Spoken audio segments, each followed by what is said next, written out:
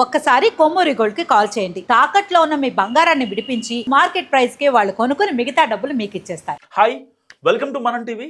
మనం ఉన్నది మన కోసం.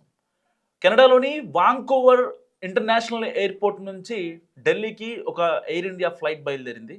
సో సరిగ్గా ఆ ఫ్లైట్ టేక్ ఆఫ్ అయిన 15 నిమిషాలకి సో హాఫ్ స్టోర్లోని ఒక ఒక చిన్న క్యాబిన్ ఉంటుంది అనమాట. దాంట్లోకి వెళ్ళి డ్యూటీ ఫ్రీ మద్యం అయితే ఉంటుందో అది తాగొచ్చు. ఇలాంటి నేపథ్యంలో ఆ పైలట్టే మందు తాగడంతో సో అక్కడున్న ప్రయాణికులకి మెంటల్ ఎక్కిపోయింది. దాంట్లో ఉన్న క్యాబిన్ క్రూ ఒక ఉద్యోగి చూశాడు, ఆ పైలట్ అయితే మద్యం తాగుతుండగా వెంటనే సాటి సిబ్బందికి ఎవరైతే ఉంటారో ఆ క్యాబిన్ క్రూ అందరికీ చెప్పాడు. సో ఎక్కడైతే వియత్నాంలో ఫ్లైట్ ఆగిందో వెంటనే అతన్ని పోలీసులు అరెస్ట్ చేసేశారు. దాదాపుగా 4 గంటల పాటు ఆన్ ఎయిర్లో మద్యం తాగి ఫ్లైట్ నడిపాడంటే జస్ట్ ఇమాజిన్ దాంట్లో ఉన్న 300 మంది ప్రయాణికులు ఎలా ఉంటారు. సరే, వాళ్ళకి ప్రయాణికులకు తెలియదు అనుకోండి. సో జస్ట్ ఇమాజిన్ సిచ్యువేషన్ ఎలా ఉంటుందో. ఒకసారి వివరాల్లోకి వెళ్తే, కెనడాలోని వాంకోవర్ విమానాశ్రయంలో మద్యం సేవించి ఉన్నందుకు ఎయిర్ ఇండియా పైలట్ను అదుపులో తీసుకున్నారు.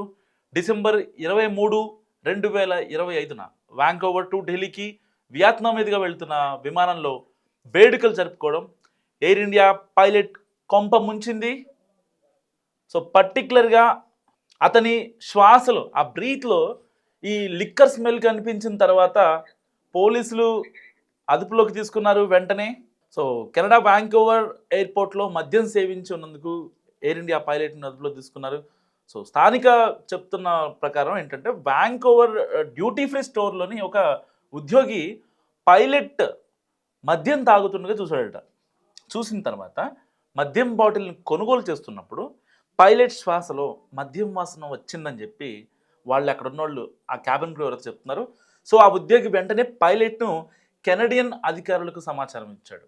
నిజంగా చాలా మంచి పని చేశాడు ఒక రకంగా చెప్పాలంటే. అండ్ విమాన ప్రారంభానికి ముందు, టేక్ ఆఫ్ అవ్వడానికి ముందు కెనడియన్ ఎయిర్పోర్ట్లో అధికారులు పైలట్ ఫిట్నెస్ గురించి ఆందోళన వ్యక్తం చేశారు. సో తనిఖీ సమయంలో పైలట్ ప్రవర్తన అనుమానం రేకెత్తించింది. దీని ఫలితంగా అతన్ని ఇంకా ఎక్కువ క్వశ్చన్స్ అడిగారు అనమాట. అంటే చెప్పేది ఏది కూడా క్లారిటీగా లేకపోవడంతో ఏ ఇమిగ్రేషన్ ఆఫీసర్స్ అయినా, అంటే ప్రయాణిస్తున్న ప్యాసింజర్స్నైనా అండ్ డ్రైవ్ చేసే పైలట్స్నైనా అండ్ హోస్ట్ చేసే క్యాబిన్ క్రూనైనా సరే, ఎవరినైనా సరే ఇమిగ్రేషన్ వాళ్ళు చాలా స్ట్రిక్ట్గా ఉంటారు. సరే, మన ఇండియాలో కూడా ఉంటారు, అది వేరే విషయం.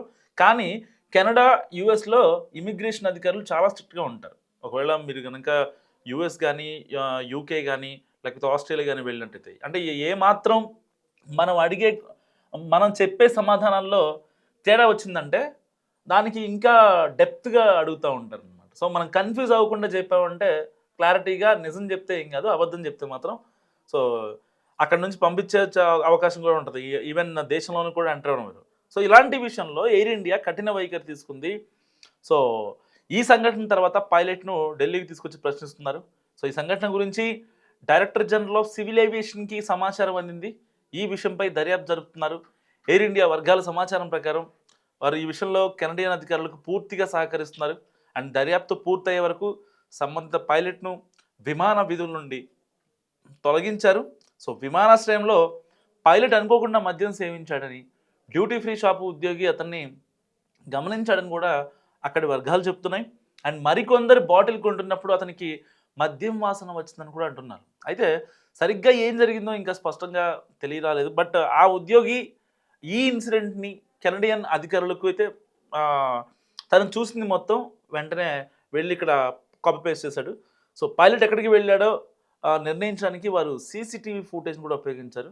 సో ఈ సీసీటీవీ ఫుటేజ్ మొత్తం చెక్ చేసిన తర్వాత ఈ పైలట్ ఎవరైతే ఉన్నారో ఎయిర్ ఇండియా విమానం దగ్గరికి వెళ్ళాడని చెప్పి ట్రాక్ చేయగలిగారు. సో వెంటనే అక్కడికి వెళ్ళిన ఇమిగ్రేషన్ ఆఫీసర్స్ సో పైలట్ని దింపించేసి సో యూనివర్సల్ గేట్ ఉంటుంది కదా, ఆ యూనివర్సల్ గేట్ త్రూగా వెళ్ళి లోపలికి డైరెక్ట్గా అక్కడికి వెళ్ళి అతను వెంటనే ఆ పైలట్ని కిందకి రమ్మని చెప్పి ఆ బ్రీత్ అనలైజర్ తీసుకెళ్ళి టెస్ట్ చేసి సో ఆ వచ్చిన పాయింట్స్ ఆధారంగా వెంటనే అక్కడ కెనడియన్ పోలీసులు, ఎయిర్పోర్ట్ సెక్యూరిటీ ఉంటారు కదా, సో వాళ్ళు వెంటనే వచ్చి అరెస్ట్ చేశారు.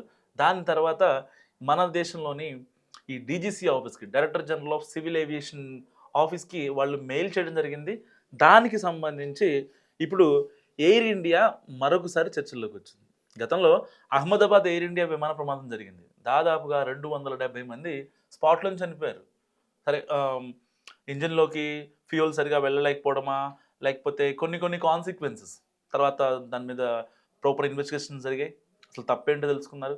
చాలామంది విమానయాన సంస్థలు కావచ్చు, పైలట్లు కావచ్చు, ప్యాసింజర్లు కావచ్చు, చాలా అంటే ఒకటికి 2 సార్లు ఆలోచిస్తున్నారనమాట. ఈవెన్ ఫ్లైట్ టేక్ ఆఫ్ అయ్యేటప్పుడు కన్ఫర్మేషన్ ఇచ్చే ఆ క్యాబిన్ క్రూ కూడా ఒకటికి 2 సార్లు చెక్ చేసుకుంటున్నారు. అయినా సరే చాలా టెక్నికల్ ఇష్యూస్.